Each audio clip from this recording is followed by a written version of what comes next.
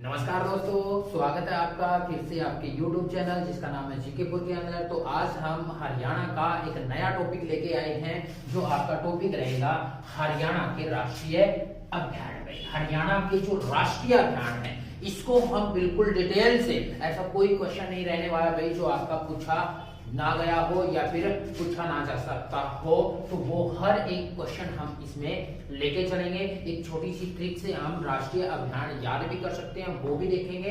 और साथ में हम करने वाले हैं बिल्कुल गहराई से हर एक 8 किताबों का मिश्रण में। 8 किताबों का, आपकी 8 किताबें एक ही लेक्चर के अंदर आने वाली है। तो देखते हैं हरियाणा के राष्ट्रीय अभियान। तो सबसे पहले क्वेश्चन पूछता है हरियाणा में कितने राष्ट्रीय अभियान हैं। तो हरियाणा में कितने हैं भाई? 2 राष्ट्रीय अभियान आ जाते हैं। 2 राष्ट्रीय अभियान जो है हरियाणा में, कौन कौन से राष्ट्रीय अभियान है तो उसके लिए आप छोटी सी ट्रिक याद कर सकते हो। सुल्तान के गुड़ खाने से नगर में हुआ कलेश भाई। क्या आ गया? सुल्तान के गुड़ खाने से नगर में हुआ कलेश। नगर में क्या हो गया? कलेश हो गया। कैसे भाई? तो आपने क्या याद करना है इसमें? एक सुल्तान, एक गुड़ गई, एक नगर और एक कलेश गई। तो सुल्तान से तो बनेगा हमारा सुल्तानपुर राष्ट्रीय वन्यजीव अभ्यारण्य, जो कहां है? गुड़ से बनेगा गुड़गांव में। कहां पर है? गुड़गांव के अंदर। और दूसरा है हमारा भाई नगर। नगर से बनेगा यमुना नगर में, यमुना नगर। और कलेश से बनेगा कलेसर राष्ट्रीय वन्यजीव अभ्यारण्य। तो हरियाणा में हमारे 2 ही राष्ट्रीय वन्यजीव अभ्यारण्य है जो आपके पूछे जाते हैं। तो आगे बिल्कुल डिटेल से शुरू करने से पहले चैनल को सब्सक्राइब कर लें और ज्यादा से ज्यादा लाइक करें भाई। तो अब हम क्या करते हैं, टॉपिक को शुरू करते हैं बिल्कुल डिटेल से, ठीक है। तो सबसे पहले ले लेते हैं हमारा पहला, जिसका नाम है सुल्तानपुर राष्ट्रीय वन्यजीव अभ्यारण्य। सुल्तानपुर राष्ट्रीय वन्यजीव अभ्यारण्य कहां पर पड़ता है भाई? गुड़गांव में। कहां पर पड़ता है भाई? ये गुड़गांव में हमारा राष्ट्रीय वन्यजीव अभ्यारण्य, जिसका नाम है सुल्तानपुर।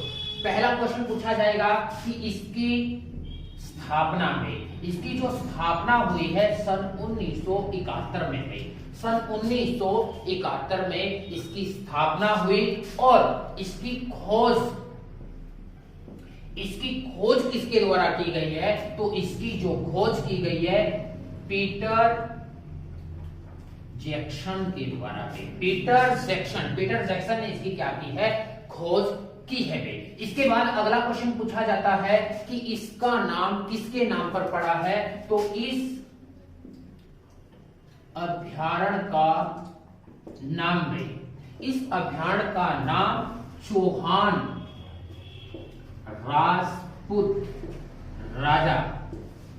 राजपूत राजा सुल्तान, क्या भाई? सुल्तान चौहान के नाम पर है। इसका जो नाम, इस अभ्यारण्य का नाम चौहान राजपूत राजा सुल्तान चौहान के नाम पर भाई, के नाम पर पड़ा है भाई। सुल्तान चौहान के नाम पर इसका नाम पड़ा है। इसके बाद अगला जो क्वेश्चन पूछा जाता है, कितने क्षेत्र में ये फैला हुआ है? तो क्षेत्र में ये फैला हुआ है तो ये 142.58 हेक्टेयर के अंदर भाई, 142.58 हेक्टेयर के अंदर ये हमारा क्या भाई? सुल्तानपुर राष्ट्रीय वन्यजीव फैला हुआ है। अब पहले इसे किस नाम से जाना जाता था? तो पहले इसे पक्षी विहार में, क्या बोलते थे? पक्षी विहार कहते थे भाई। पहले इसको क्या कहते थे? पक्षी विहार कहा जाता था, या बर्ड लेक सेंचुरी इसको कहा जाता था। Bird lake sanctuary. क्यों? बर्ड लेक, लेक यानी कि झील गई, यहाँ पर एक झील है, इस वजह से इसको बर्ड लेक सेंचुरी कहा जाता था। जो पीटर जैक्सन है, इसने इस आर्द्र भूमि की खोज की थी और इसने पीटर जैक्सन के द्वारा इंदिरा गांधी को इसे बचाने की अपील की गई। पीटर जैक्सन के द्वारा ही इंदिरा गांधी सरकार को इसे बचाने की अपील की गई। तो होता क्या है, इंदिरा गांधी के सहयोग से भाई सलीम अली के प्रयासों से सन 1972 में इस क्षेत्र को आरक्षित क्षेत्र घोषित कर दिया गया। सलीम अली के प्रयासों से सन 1972 में इस क्षेत्र को क्या कर दिया जाता है, आरक्षित क्षेत्र, राज्य सरकार के अधीन। और आरक्षित क्षेत्र किसने घोषित किया, तो उस समय की जो सरकार थी या बिरन चौधरी बंसी लाल द्वारा भी। किसके द्वारा भी? 1972 में इसको आरक्षित क्षेत्र घोषित कर दिया जाता है। किसके प्रयासों से? सलीम अली के प्रयासों से। किसके द्वारा? बंसी लाल पे, जो हमारे चौधरी बंसी लाल हैं उनके द्वारा। सलीम अली कौन है? तो सलीम अली है बर्ड मैन में, इसको बर्डमैन बोला जाता है। इसको क्या बोला जाता है? बर्डमैन। बर्डमैन सलीम अली के प्रयासों से 1972 में चौधरी बंसीलाल ने इसको आरक्षित क्षेत्र घोषित कर दिया और सन 1989 में इस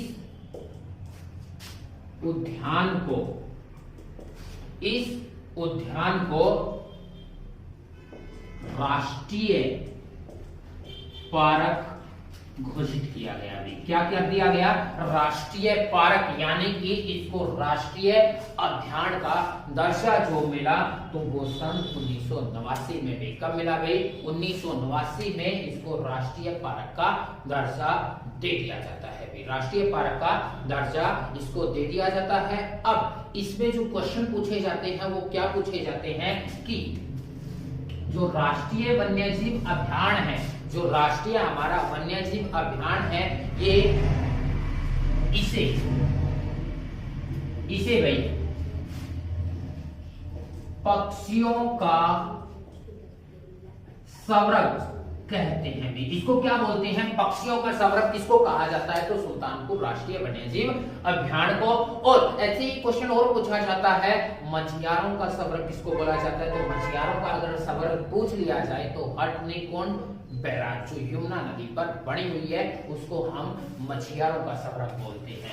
दूसरा, यहाँ पर जो पक्षी, यहाँ जो ये आ जाता है, यह हरियाणा का एकमात्र इको पार्क है भी, या सर्वप्रथम यह हरियाणा का सर्वप्रथम इको पार्क है। यह हरियाणा का जो है सर्वप्रथम इको पार्क में आ जाता है, जो सुल्तानपुर है। और एक वर्तमान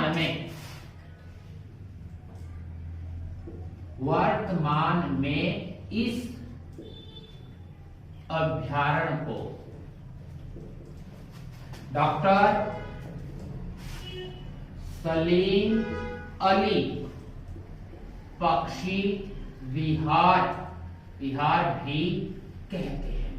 इसको हम किस नाम से भी जानते हैं? तो डॉक्टर सलीम अली पक्षी विहार के नाम से भी इसको जानते हैं, क्योंकि ये किसके प्रयासों से बना था? वे डॉक्टर सलीम अली के प्रयासों से ये बना था। तो ये क्वेश्चन इसमें पूछे जाते हैं। और कौन कौन से क्वेश्चन इसमें आएंगे? तो ये किस किस के लिए प्रसिद्ध है भाई? तो प्रसिद्ध किस किस के लिए है? तो प्रसिद्ध देख लेते हैं, ये किस किस के लिए है भाई प्रसिद्ध? तो ये प्रसिद्ध किसके लिए है? तो ये प्रवासी पक्षियों के लिए प्रसिद्ध है। तो यह अभ्यारण्य में प्रवासी पक्षियों के लिए प्रसिद्ध है। किसके लिए प्रसिद्ध है? प्रवासी। प्रवासी किसको बोलते हैं? एनआरआई में। एनआरआई जो पक्षी होते हैं वो जो भारत से दूसरे देशों में चले जाते हैं और वहां से फिर वो यहाँ आ जाते हैं, या दूसरा क्या बोला जाता है, विदेशी पक्षियों के लिए ये फेमस है। और यह साइबेरियन सारसों के लिए प्रसिद्ध है। किसके लिए प्रसिद्ध है? ये साइबेरियन सारसों के लिए। जो साइबेरिया रूस का जो एशिया में पार्ट है उसको साइबेरिया बोला जाता है, तो वहां से सार्स आते हैं, उसके लिए ये प्रसिद्ध हो जाता है। यह साइबेरियन सारसों के लिए प्रसिद्ध है। और तीसरा, यह अपने 4 वॉच टावरों के लिए प्रसिद्ध है। ये जो है अपने 4 वॉच टावरों के लिए प्रसिद्ध आ जाता है। अभी जो ये 4 वॉच टावर हैं ये पक्षियों की खूबसूरती निहारने के लिए लगाए गए हैं। अभी जो ये 4 वॉच टावर लगाए गए हैं पक्षियों की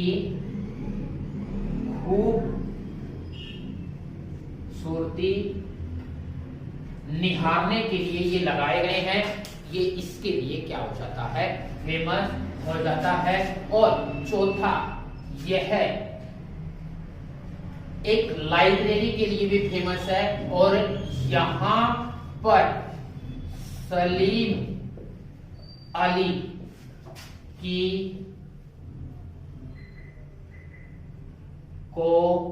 किताबों को पढ़ने के लिए एक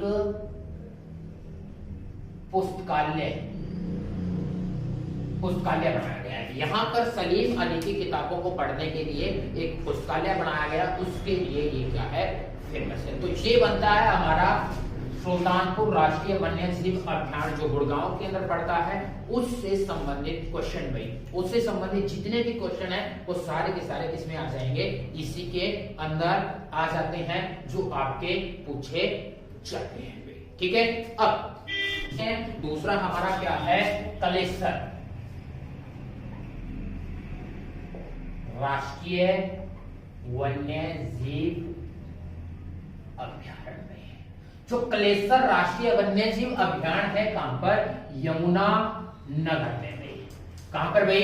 यमुना नगर के अंदर आ जाता है। और ये कलेसर राष्ट्रीय वन्यजीव अभ्यारण्य किसके नाम पर पड़ा है? भी इसका जो नाम है, जैसे हमारा पिछले का नाम जो सुल्तान चौहान थे उसके नाम पर, तो इसका नाम भाई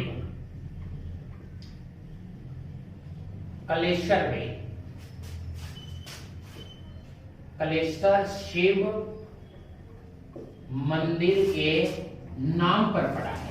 कलेसर शिव मंदिर जो यमुनानगर के अंदर है उसके नाम पर इसका नाम पड़ा है।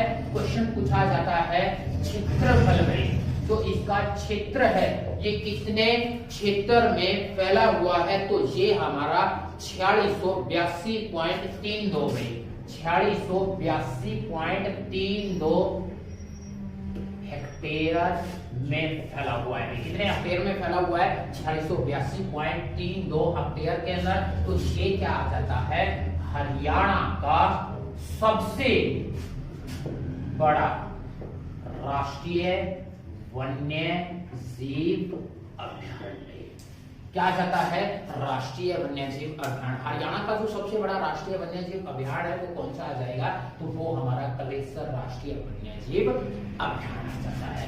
इसके बाद अगला जो क्वेश्चन पूछा जाता है, तो ये 8 दिसंबर, कब भाई? 8 दिसंबर 2003 में 8 दिसंबर 2003 को इसको राष्ट्रीय पार्क घोषित किया गया। अभी 8 दिसंबर 2003 को इसे राष्ट्रीय पार्क या राष्ट्रीय वन्यजीव अभियान इसको घोषित किया गया है। कब भाई? 8 दिसंबर 2003 को। अब इससे संबंधित क्वेश्चन क्या क्या पूछे जाते हैं?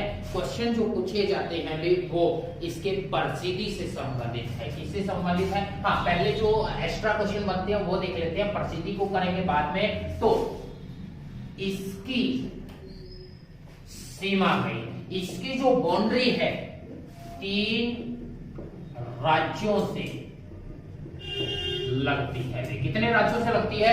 3 राज्यों से लगती है। 3 राज्यों से कौन कौन से? एक तो इसकी लगती है HP हिमाचल प्रदेश से, दूसरी उत्तराखंड से गई, दूसरी किसे? उत्तराखंड से, और तीसरी हमारी यूपी गई, तीसरी हमारी यूपी से इसकी सीमा लगती है। भी तीसरी यूपी से इसकी सीमा लग जाती है, जो हमारा इसमें आ गया है। अगला,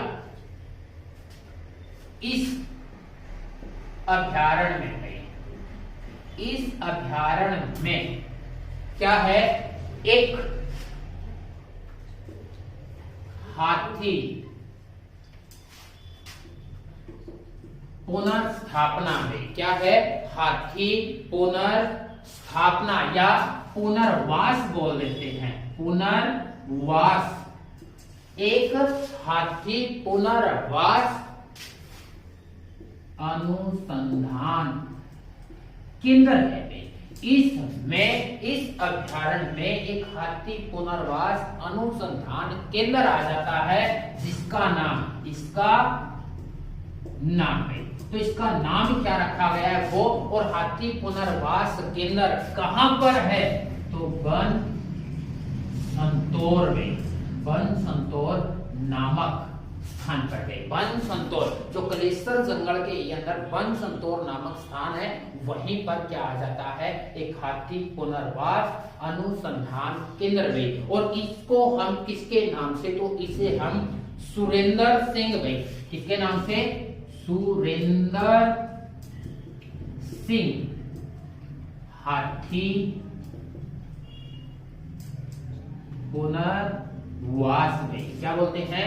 सुरेंद्र सिंह हाथी पुनर्वास केंद्र भी इसको बोलते हैं। क्या बोलते हैं? जिसकी स्थापना जो की गई थी 2008 में की गई थी भाई, 2008 में इसकी स्थापना। इससे संबंधित जितने क्वेश्चन, क्योंकि हरियाणा में एकमात्र जो हाथी से संबंधित केंद्र है वो हमारा बन संतोर जंगल या फिर कलेसर राष्ट्रीय वन्यजीव अभयारण्य के अंदर पड़ता है। इसमें क्या क्या क्वेश्चन पूछे जाते हैं बिल्कुल डिटेल से हम इसके बारे में करते हैं। तो इसकी स्थापना 2008 में हुई।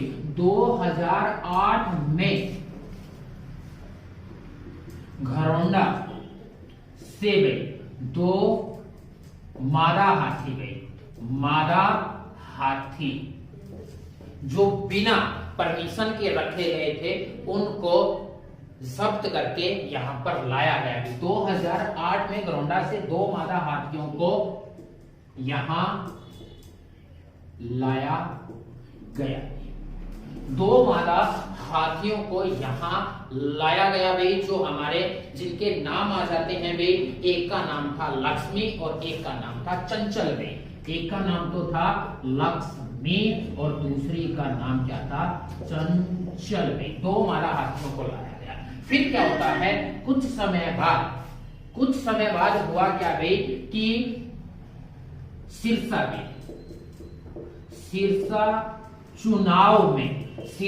चुनाव में बीएसपी के प्रत्याशी, जो बीएसपी पार्टी है, उनका चुनाव चिन्ह क्या है भाई? तो उनका चुनाव चिन्ह है हाथी।